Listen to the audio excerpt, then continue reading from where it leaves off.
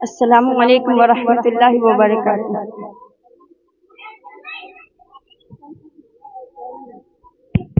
قرآن و سنت کا مرکز، جامعہ کاشفہ، تعلیم و شریعت کا مرکز، جامعہ کاشفہ، قرآن کے زیور سے اس میں بہنوں کو سجایا جاتا ہے، سنت کے چراغوں سے دل کو پر نور بنایا جاتا ہے،